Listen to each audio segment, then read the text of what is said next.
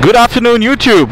This is GTN Rider coming in from Bengaluru, and we have a very special bike on my channel today.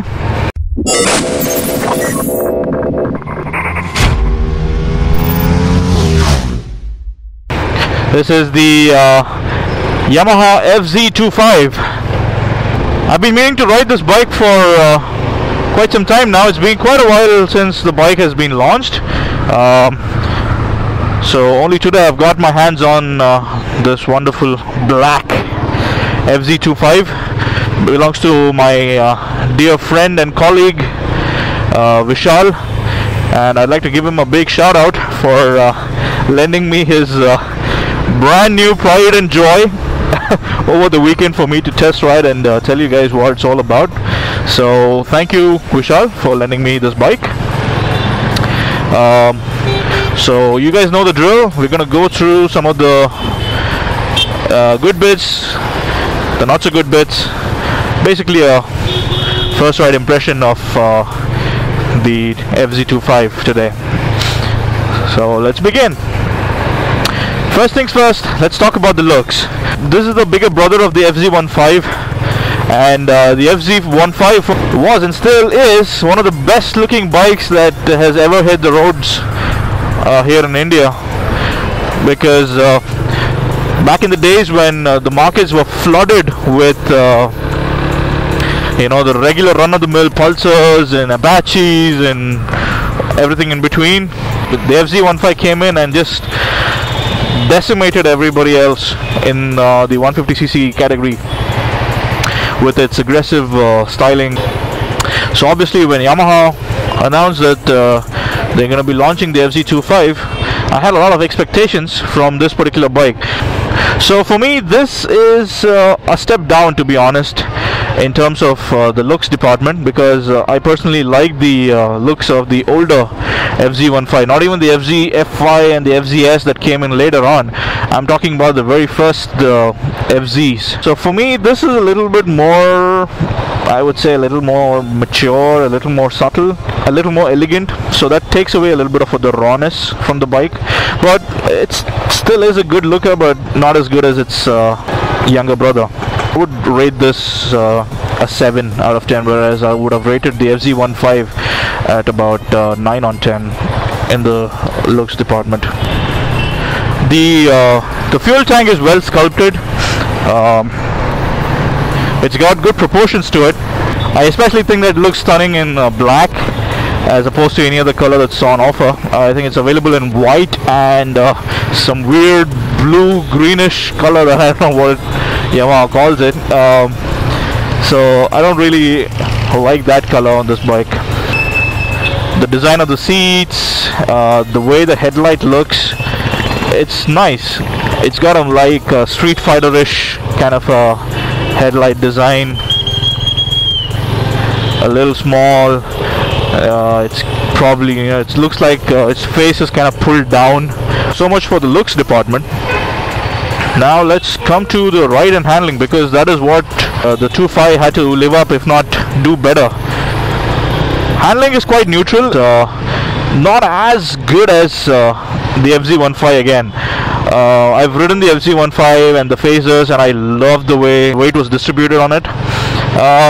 This you actually kind of sit similar to the Duke 200/390. What I mean is you kind of sit really upright. I'm 5'11", so for me the riding posture is fairly upright, and the foot pegs are a little bit set towards the back. Not too much, but just a little bit. So that kind of gives you a position of similar to a Duke 200/390. And don't get me wrong, but I'm not really a big fan of the way you sit on the Duke. It's a little too overcommitted. This one is not as extreme as a Duke, but it's somewhat similar to where the Duke was. The FZ15, you feel as if you're sitting within the bike, like you're integrated into the bike, whereas here you feel like you're sitting on top of it like any other bike. The low weight kind of makes it easily, you can chuck it around quite a bit, and you can zip in and out of traffic with a fair amount of ease and comfort. So now coming to the engine, This is a single cylinder 247-49 cc mill. Puts out about 21 bhp and 20 newton meters of torque.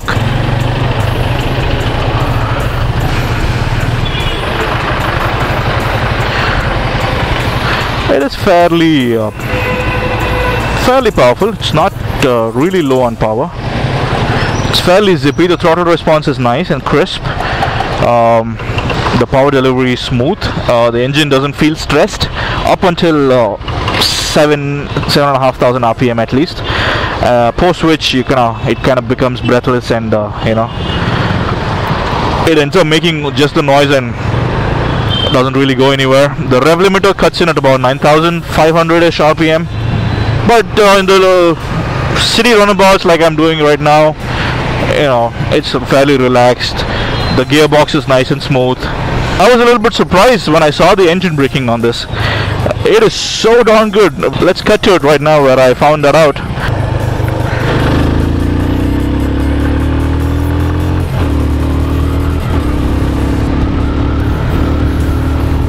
Now check it out.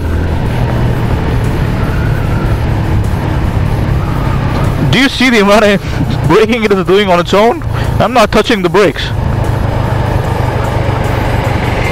Wow, that is really something. Damn good engine braking. Alright, let's check out the 0 to 100 and 100 to 0 time on this.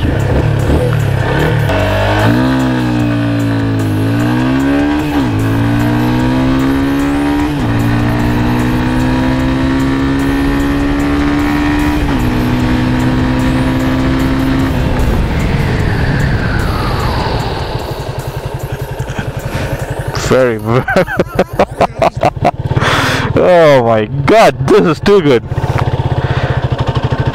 That's the best part of carrying less weight on your bike. The brakes feel so good, and there's less rolling mass going down the road. So man, this is about 148 kilograms wet. In these dry conditions, the grip from the MRFs are very good. They didn't lock up at all, and I was going pretty hard on the front brakes. Very good brakes. Now coming to the seating comfort, the seats are well cushioned. It's quite wide. Even if you're a little bit on the healthy side like me, you can it feels fairly comfortable for both rider and pillions. The FZ25 are also going in the same direction as the rest of the group, namely the Dominar and the Dukes in the lighting department. So the FZ25 also features a all LED headlights for both low and high beam. They're pretty good. Not as good as the Dominars though, but they light up the road quite well. I would like a little bit more throw. Although it's not bad, I would want a little bit more throw on the low beam. The intensity is quite good. It's just that the spread and the throw needs to be a little better. The view from the mirrors are good. They actually work, unlike many bikes out there in the market. Mirrors are good. They don't vibrate at all. I've ridden them at around 120-ish, 125 kilometers at its top speed, and I did not find any issues with any vibrations or any of that sort on the bike. They've done a good job in controlling the vibrations on this. It does get a little bit buzzy at higher revs post 7,500 to 8,000 RPM, but under that it's silky smooth. The exhaust note is quite good. It sounds a lot more bassy in real life than it does in a, let's say, a YouTube video.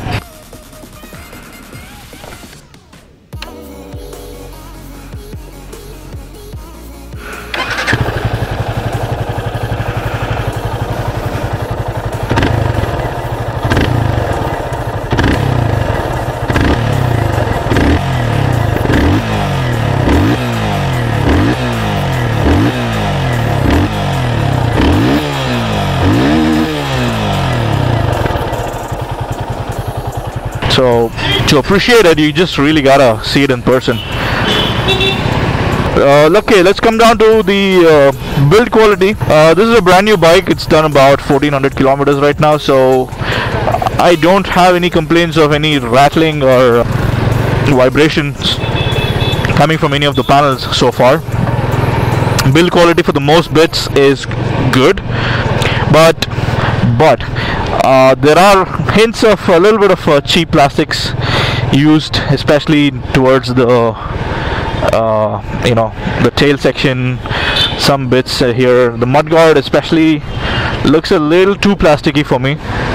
I would have preferred it a little bit more glossy. Now coming to the switch gear, you got the red kill switch on the right side, coupled with the engine on-off ignition button, and on the left you got the regular indicators, your horn, and your toggles for the high and low beam. But unlike other bikes where you have a little yellow switch for pass, this integrates the pass switch with the low and high beam, so that is a bit of an inconvenience for most of us, because majority of the bikes nowadays come with a similar design of providing a yellow switch that you could just kind of flick with your index finger, but that is missing on this bike, and almost like instinct you reach for it, but it's not there. Instead of that, you gotta press low and high beam indicator down to allow you to indicate for the pass. So that is a little bit of a new trick to learn for most of us, because we are so used to the little yellow switch for the toggle. And coming to the instrument console, it's fairly basic. It's an all digital instrument console where you have the regular fuel indicator, rev indicator, speedometer, odometer. You got 2 trip computers, and in addition you also have instantaneous mileage indicator, among other things. But what I don't like about it is the console is quite low, so if you want to read some information, you gotta really take your eyes off the road and look down to read the data, and that could be quite dangerous in certain situations. There is no gear indicator, by the way, so let me see. I think this should show the instantaneous mileage for the bike. I think it'll show once we get moving. Oh yeah, very nice.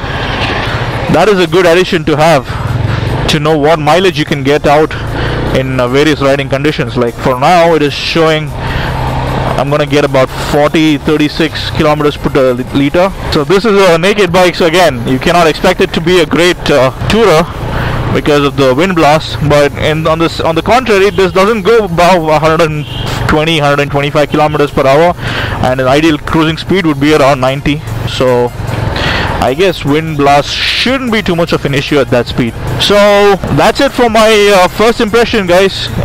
If you have any more questions regarding the bike, make sure you leave the comment down in the comment section below, and I will try to answer them. If you liked the video, if you think it was helpful, do give it a thumbs up and let me know that you did like it.